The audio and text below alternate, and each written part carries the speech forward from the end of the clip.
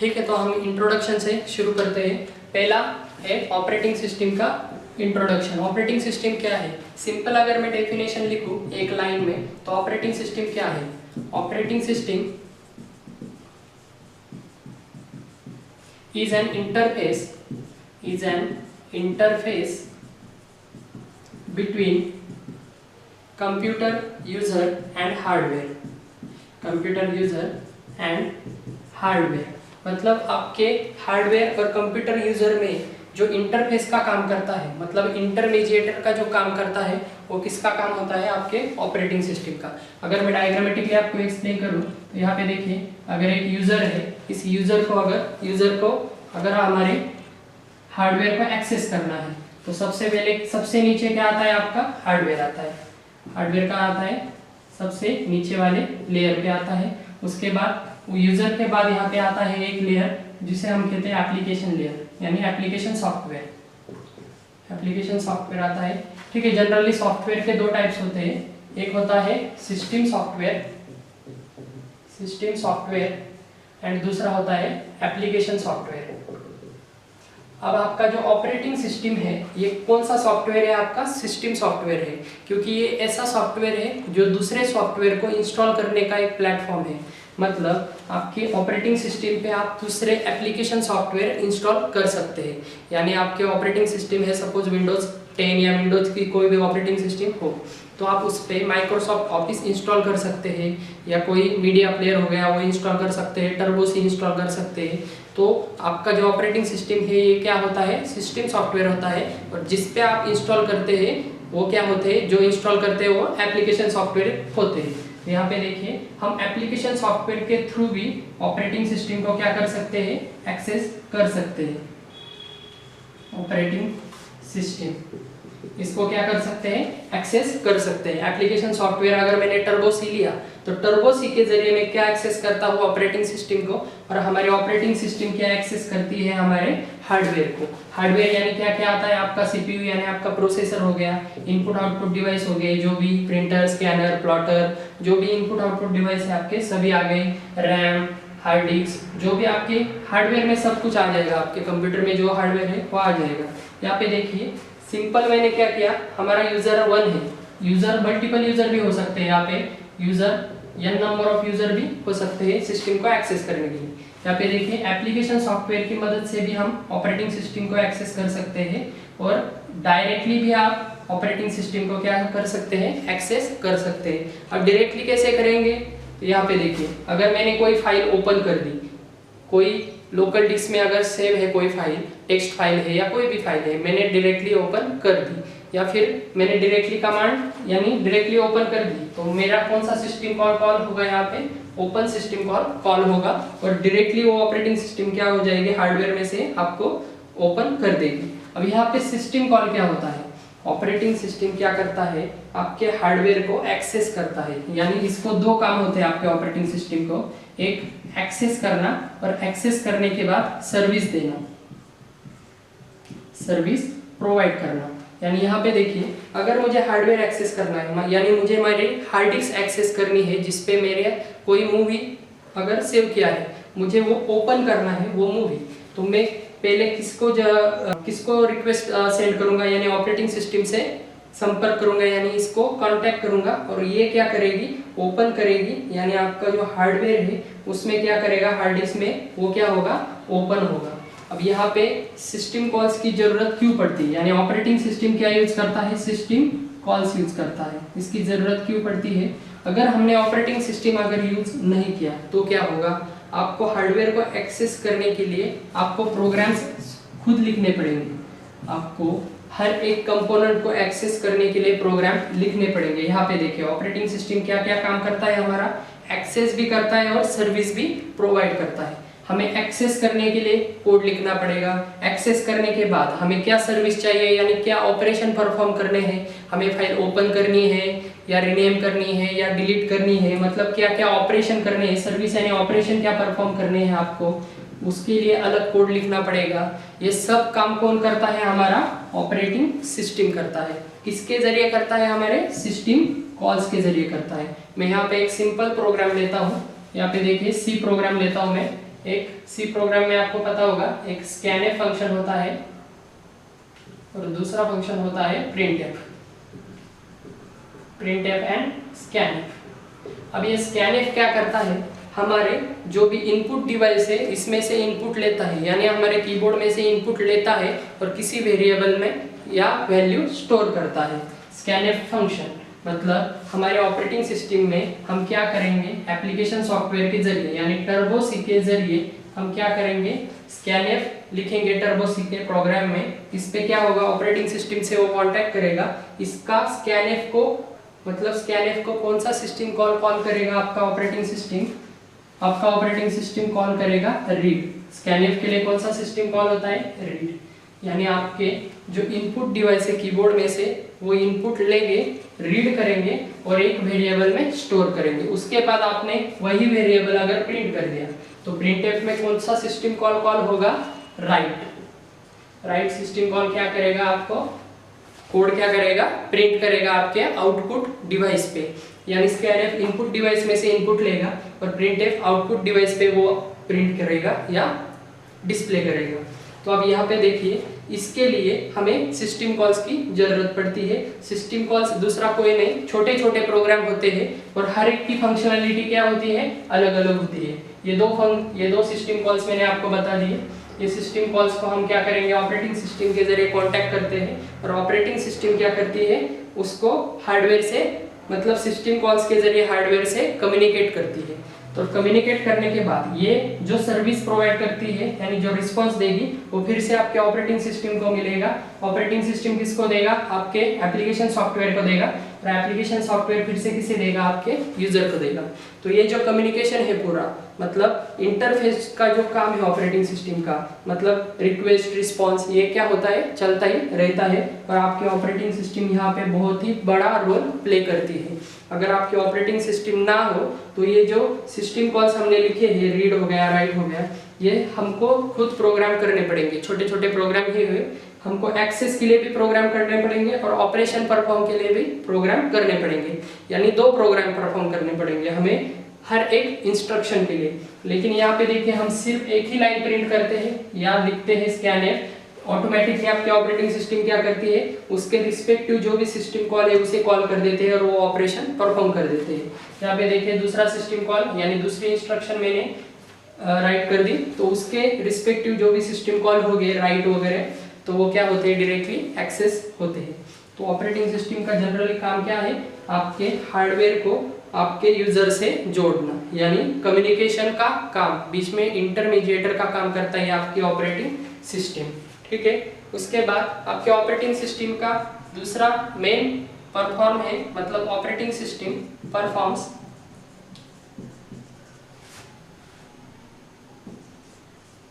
Resource allocation.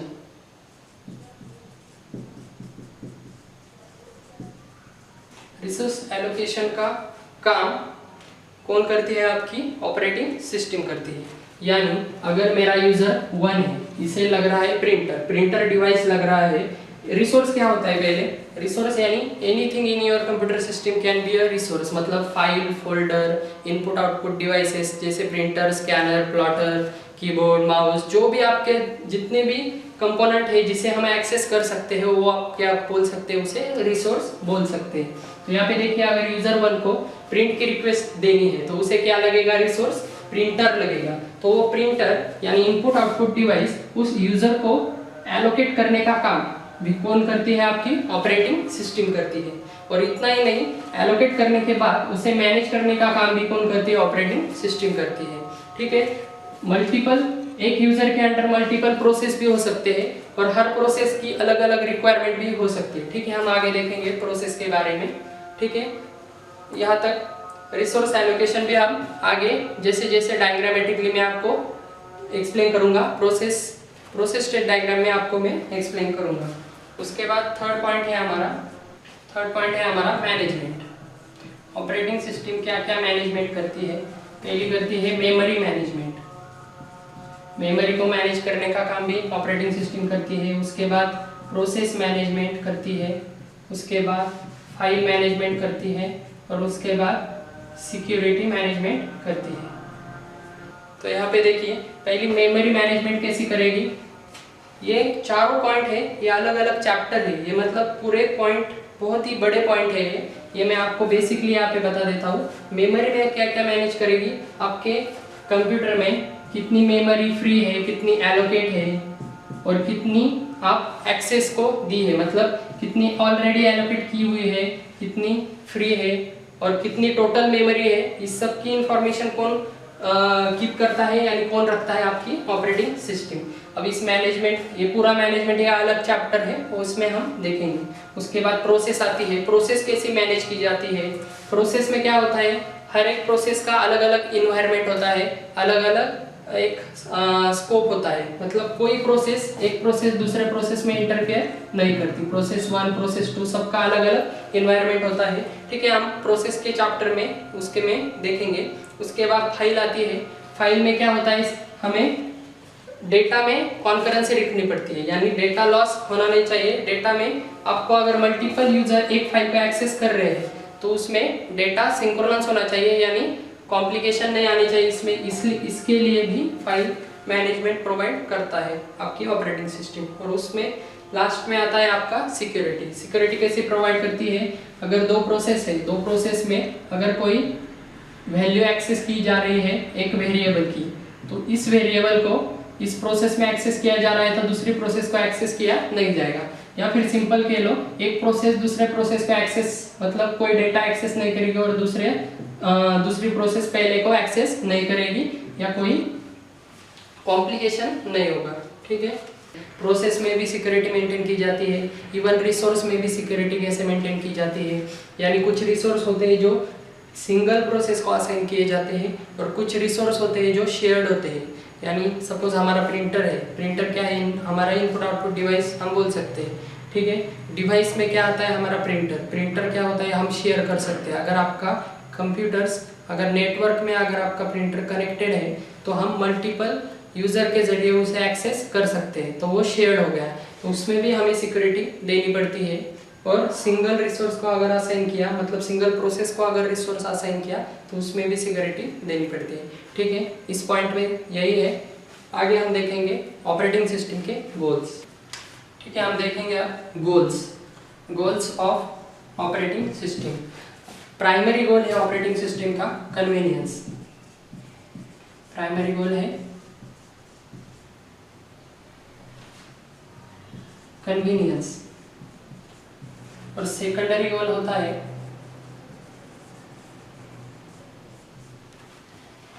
Efficiency.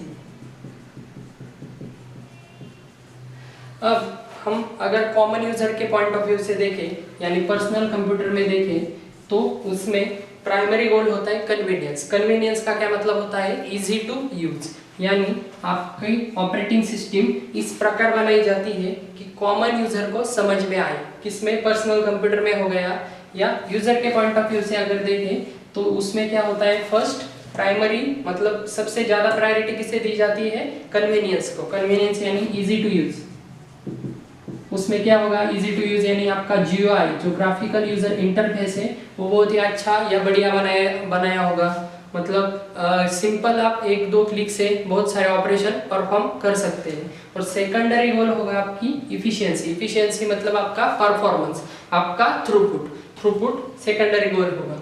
Throughput यानी number of process execute per unit time, एक unit time में कितने process execute होते हैं ज्यादा से ज्यादा, वो क्या होता है, उसका थ्रूपुट होता है, ठीक है। तो पर्सनल कंप्यूटर या कॉमन यूजर के लिए प्राइमरी गोल क्या होता है, कन्वीनियंस, और सेकेंडरी क्या होती है, इफिशियंसी। लेकिन अगर हम दूसरे कंप्यूटर को देखें, यानी आपका जो सर्वर कंप्यूटर होगा या जिसे हम कहें सुपर कंप्यूटर होगा, सुपर कंप्यूटर में क्या होता है, ये उल्टा होता है, मतलब प्राइमरी गोल क्या होता है, इफिशियंसी, और सेकेंडरी क्या होता है, कन्वीनियंस। ऐसा क्यों होता है, क्योंकि सुपर कंप्यूटर में क्या होता है, हमारा इफिशियंसी को ज़्यादा प्रायोरिटी दी जाती है, यानी आपके ऑपरेशन को ज़्यादा प्रायोरिटी दी जाती है बजाय दिखावे के, मतलब GUI के, क्योंकि उससे जो यूज़ करते हैं, उस कंप्यूटर को जो यूज़ करते हैं वो ऑलरेडी एक्सपर्ट लोग होते हैं। पर्सनल कंप्यूटर यूज करने के लिए कॉमन पीपल होते हैं जनरली, मतलब कॉमन पीपल के लिए सिंपली क्या चाहिए, अच्छा GUI चाहिए, इजी टू यूज चाहिए, वो कन्वीनियंट चाहिए, वो बहुत ही सिंपल चाहिए। लेकिन सुपर कंप्यूटर में फर्स्ट गोल क्या होता है हमारा, इफिशियंसी, यानी उसका परफॉर्मेंस क्या होना चाहिए, बेस्ट होना चाहिए, सबसे अच्छा होना चाहिए, थ्रूपुट क्या चाहिए, सबसे ज़्यादा चाहिए। तो इसके लिए एक्सपर्ट लोग होते हैं, इस वजह से क्या होता है, इसमें प्राइमरी गोल क्या होता है, इफिशियंसी होता है सुपर कंप्यूटर्स में या मेन फ्रेम में हम कह सकते हैं, और सेकेंडरी गोल क्या होता है, कन्वीनियंस होता है। यानी एग्जांपल के लिए मैं अगर बोलूँ तो सुपर कंप्यूटर में जनरली आपको कमांड मोड दिखाई देगा, कमांड में आपको कमांड्स टाइप करने होंगे कोई ऑपरेशन परफॉर्म करने के लिए, ज़्यादा आपको ग्राफिकल यूजर इंटरफेस नहीं मिलेगा।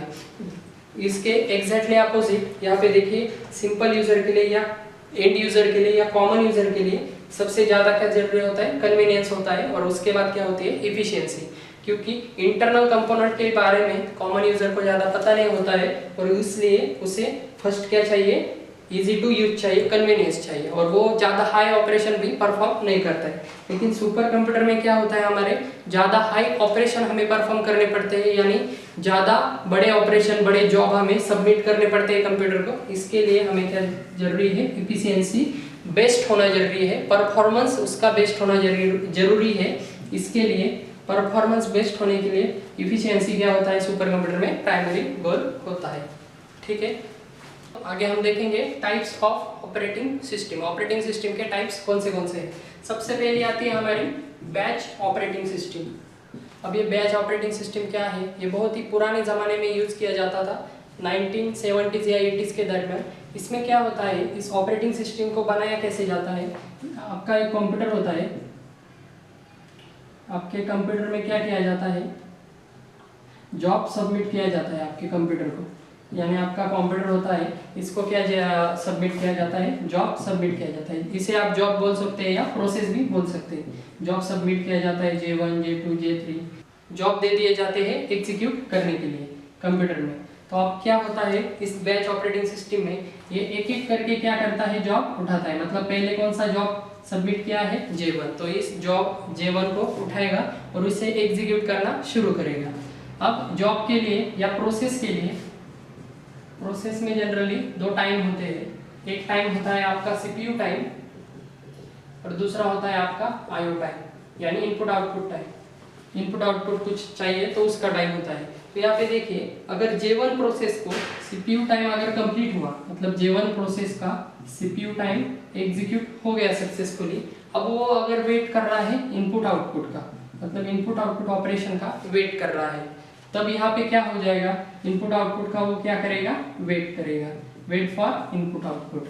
अगर ये प्रोसेस इनपुट आउटपुट का वेट करके, यानी इसका ऑपरेशन इनपुट आउटपुट का परफॉर्म होने के लिए अगर आपको 4 दिन लग रहे हैं, यानी 4 डेज अगर लग रहे हैं, तो तब तक आपका CPU फ्री होने के बावजूद, यानी आपका CPU फ्री होने के बावजूद भी आप J2 को असाइन नहीं कर सकते, मतलब अगले प्रोसेस को असाइन, यानी अगले जॉब को असाइन नहीं कर सकते। ऐसा क्यों?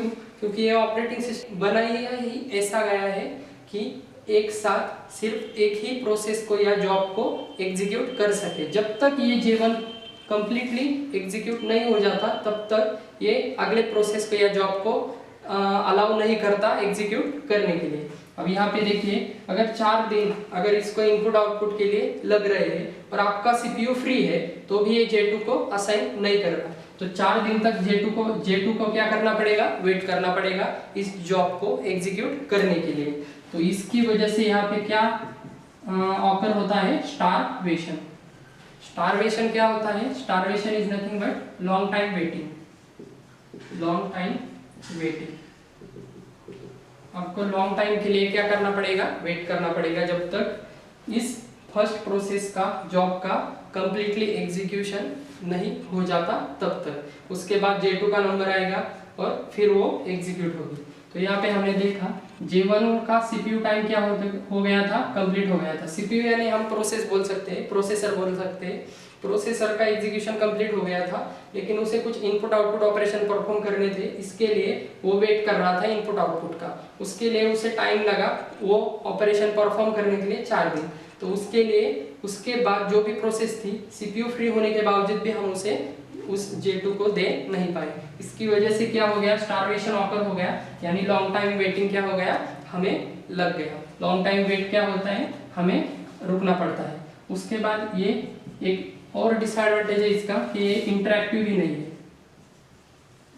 इंटरैक्टिव लेस इंटरैक्टिव है, क्योंकि यहाँ पे देखिए एट ए टाइम सिर्फ एक ही जॉब का एग्जीक्यूशन हो रहा है। सीपीयू फ्री होने के बावजूद भी हम J2 को भी नहीं असाइन कर सकते, J3 को भी नहीं और J4 को भी असाइन नहीं कर सकते। इसकी वजह से ये इंटरैक्टिव है नहीं, ये इंटरैक्टिव नहीं है। लेकिन आप ये ऑपरेटिंग सिस्टम जनरली कोई यूज नहीं करता, बहुत ही रेयरली आपको अभी दिखाई देगा, ठीक है। तो यही है, इस ऑपरेटिंग सिस्टम में आप जॉब एग्जीक्यूट कर सकते हैं, लेकिन स्टारवेशन ऑकर होता है और इंटरैक्टिव भी नहीं है, ठीक है। दूसरा टाइप है ऑपरेटिंग सिस्टम का मल्टी प्रोग्रामिंग।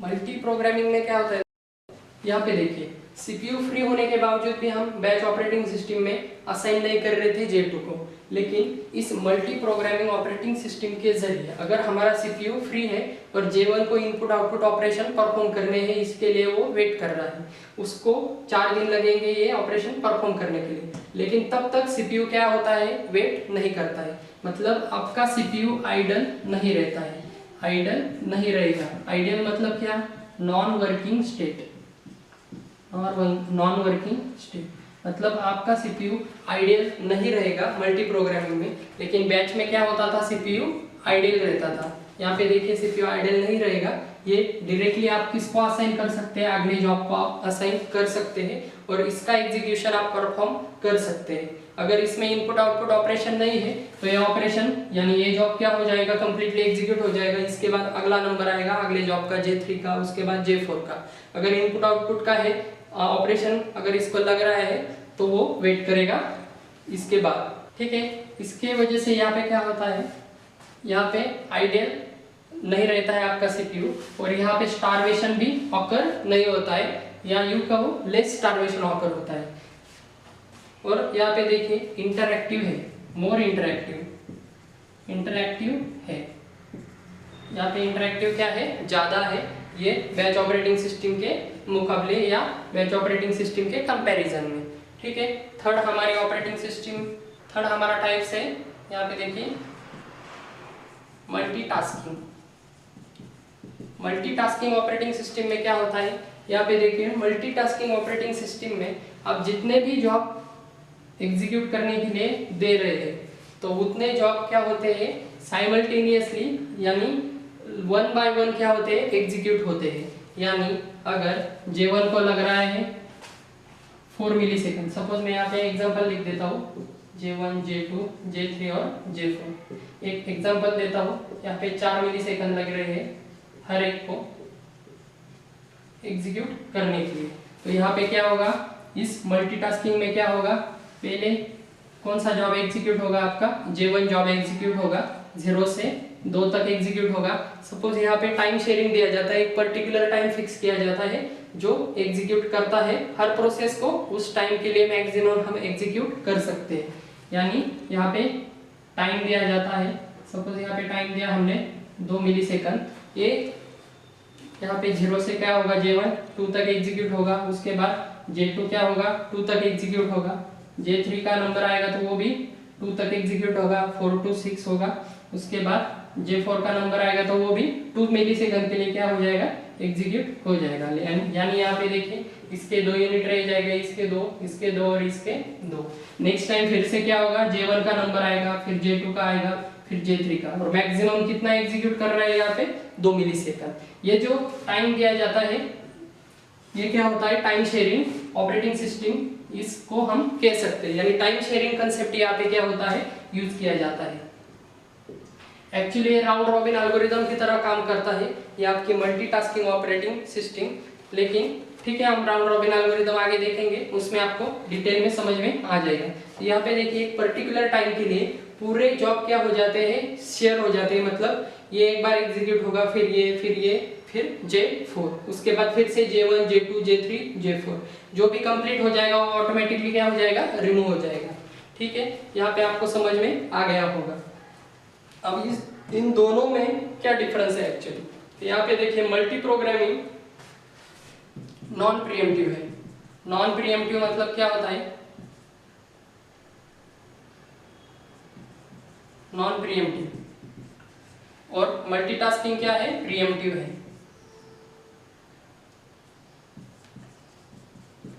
प्रीएम्प्टिव यानी क्या होता है? फर्स्ट का एग्जीक्यूशन स्टॉप होके सेकंड का एग्जीक्यूशन स्टार्ट होना। यहाँ पे देखिए J1 के टोटल यूनिट कितने हैं? 4 है, लेकिन ये कहाँ तक एग्जीक्यूट करता है? जो टाइम शेयर किया है वहां तक, मतलब 2 यूनिट को ही एग्जीक्यूट करता है और बचे कितने? 2। यानी फर्स्ट एग्जीक्यूशन स्टॉप होके कौन सा एग्जीक्यूट होता है? सेकंड। सेकंड स्टॉप होके फिर से कौन सा हो गया? थर्ड। थर्ड स्टॉप हो गया फिर से कौन सा हो गया? फोर्थ। फिर से कौन सा हो गया?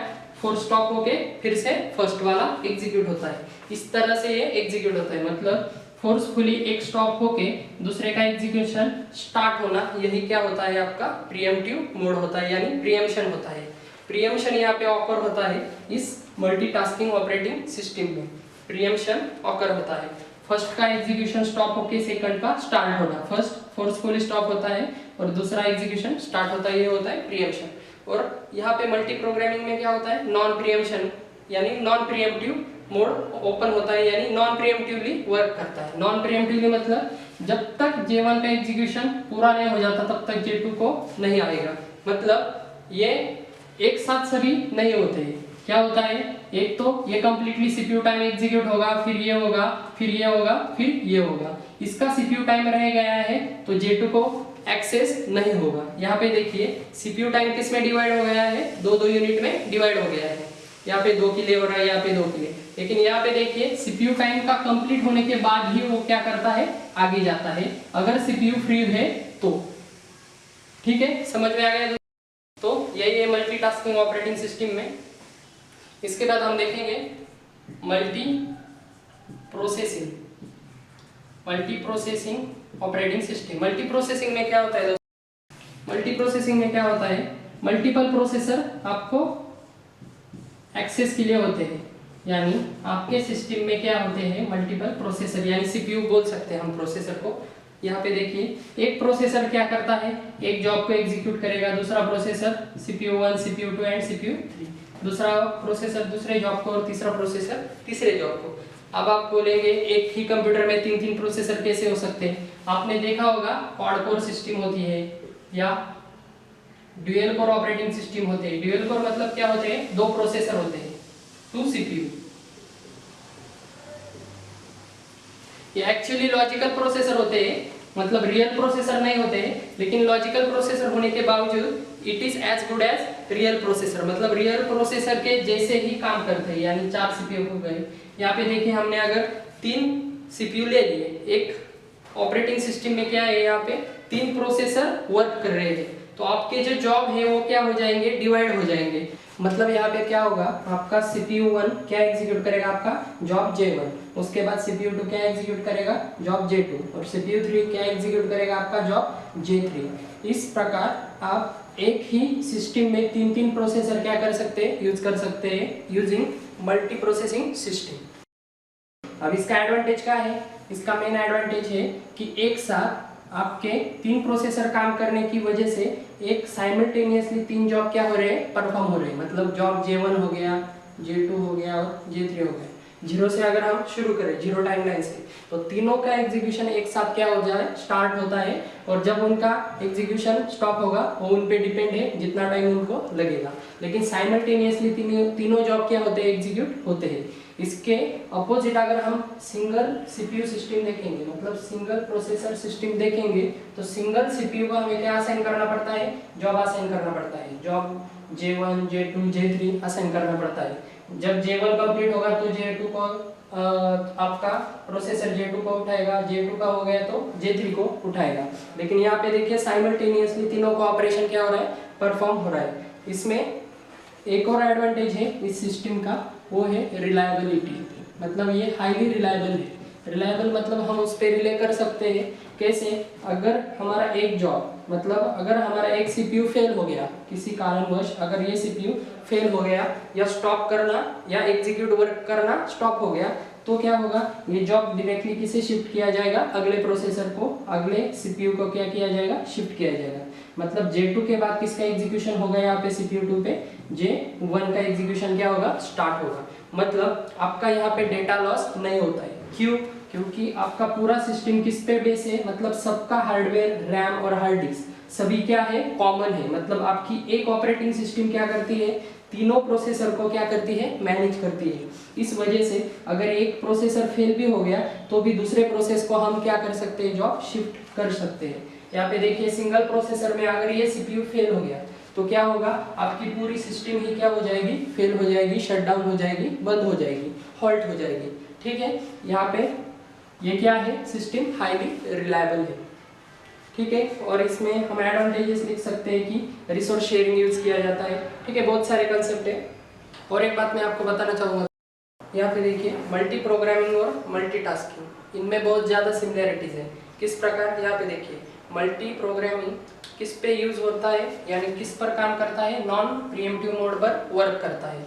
यानी एक बार अगर प्रोसेस एग्जीक्यूशन को आ गई तो कम्प्लीटली सीपीयू एग्जीक्यूट होने के बाद ही दूसरे को असाइन करता है। सीपीयू डायरेक्टली दूसरे को असाइन नहीं करता है, मतलब कंप्लीट होने से पहले नहीं करता है असाइन। यहाँ पे देखिए मल्टीटास्किंग में क्या होता है, प्रीएम्पशन होता है, यानी एक प्रोसेस का एग्जीक्यूशन स्टॉप होके दूसरा प्रोसेस का एग्जीक्यूशन स्टार्ट हो सकता है। जो हमने एग्जांपल देखा था 2 मिलीसेकंड के लिए एग्जीक्यूट होता है, फिर ये 2 मिलीसेकंड के लिए। ठीक है, इस प्रकार होता है। लेकिन अगर हमने मल्टी प्रोग्रामिंग को कॉन्फ़िगर किया इस ऑपरेटिंग सिस्टम को, और इसको काम करने के लिए इसको अगर हमने फोर्स किया प्रीएम्प्टिव मोड के लिए काम करने के लिए, मतलब मल्टी प्रोग्रामिंग हमने अगर प्रीएम्प्टिव मोड के जरिए यूज किया तो ये ऑटोमेटिकली किस तरह वर्क करेगा, मल्टीटास्किंग की तरह वर्क करेगा। यहाँ पे देखिए बहुत सारे टेक्स्ट बुक्स में ये दोनों कंसेप्ट बहुत सिमिलर बताए गए हैं, इसलिए इस बात का थोड़ा ध्यान रखिए कि ये दोनों अगर डिफरेंट है, लेकिन अगर मल्टी प्रोग्रामिंग अगर प्रीएम्प्टिव मोड के जरिए अगर यूज किया तो ये मल्टीटास्किंग हो जाएगा। ठीक है, बेसिक है दोस्तों। ठीक है, तो इस वीडियो में इतना ही दोस्तों। अगर आप इनके बारे में और जानना चाहते हैं, मतलब थ्योरी में आप इंटरेस्टेड है, तो 2 बुक है जो आप रेफर कर सकते हैं। 2 ऑथर है, एक है गैल्विन और दूसरा है टेनिंगबम। ऑपरेटिंग सिस्टम के लिए आप ये 2 गैल्विन और टेनिंगबम ये दोनों बुक आप इस्तेमाल कर सकते हैं अगर आप चाहें तो आखिरी ऑपरेटिंग सिस्टम का टाइप है जो हम देखेंगे, रियल टाइम ऑपरेटिंग सिस्टम। इस ऑपरेटिंग सिस्टम में क्या होता है, जो भी जॉब सबमिट किए जाते हैं उनके लिए क्या होती है, स्ट्रिक्ट डेडलाइन होती है। यानी स्ट्रिक्ट डेडलाइन क्या होती है, जॉब के लिए होती है। यानी हम इस ऑपरेटिंग सिस्टम को जितने भी जॉब देंगे या सबमिट करेंगे उनके लिए जो भी डेडलाइन दी जाएगी, जो भी टाइम लिमिट होगा, उसमें उसके अंदर या उसमें उतने तक उस ऑपरेटिंग सिस्टम को वो जॉब क्या करना पड़ता है, एग्जीक्यूट करना पड़ता है। सपोज एक जॉब को, सपोज J1 जॉब को दे दिए 2 मिलीसेकंड या 10 मिलीसेकंड, तो उस टाइम में क्या करना पड़ता है, हमें उस जॉब को सबमिट करना पड़ता है। मैक्सिमम 10 के अंदर ही वो जॉब सबमिट होना चाहिए। अगर इससे ज़्यादा उसको टाइम लग गया एग्जीक्यूट करने के लिए तो वो क्या हो जाएगा, टोटल वेस्ट हो जाएगा, या आपकी यूं कहे आपके ऑपरेटिंग सिस्टम क्या हो जाएगी, वर्किंग फेल हो जाएगी। इस एप्लीकेशन को या इस ऑपरेटिंग सिस्टम को कौन से एप्लीकेशन में यूज किया जाता है, जनरली मिलिट्री एप्लीकेशन में इसे यूज किया जाता है। यानी आप जानते होंगे बहुत सारे एप्लीकेशन होते हैं मिलिट्री में जो हाईटेक होते हैं, यानी मिसाइल लॉन्चर हो गया। मिसाइल लॉन्चर में क्या होता है, बटन दबाने के बाद आपको क्विक रियल टाइम चाहिए, मतलब क्विकली आपको क्या चाहिए, रिस्पॉन्स चाहिए, उसका जो भी ऑपरेशन है वो क्विकली होना चाहिए। ऐसा नहीं कि बटन दबाने के बाद बहुत समय बाद वो क्या हो जाएगा, ऑपरेशन परफॉर्म होगा। ऐसा क्यों, अगर आप जानते हैं मिलिट्री एप्लीकेशन में अगर वॉर की सिचुएशन में अगर ये हो गया, मतलब कम टाइम में अगर एग्जीक्यूट नहीं हुआ तो उसके जो रिजल्ट है वो बहुत ही डिजास्टर हो सकते हैं। इसके लिए हमें यहाँ पे स्ट्रिक्ट डेडलाइन की क्या होती है, स्ट्रिक्ट डेडलाइन बहुत ही जरूरी है। यहाँ पे इसमें hard real time, soft real time बहुत कुछ आता है। आप अगर चाहे तो टेक्स्ट बुक से अगर चाहे तो थियोरेटिकली पढ़ सकते हैं। इस टॉपिक में इतना ही था। Thank you.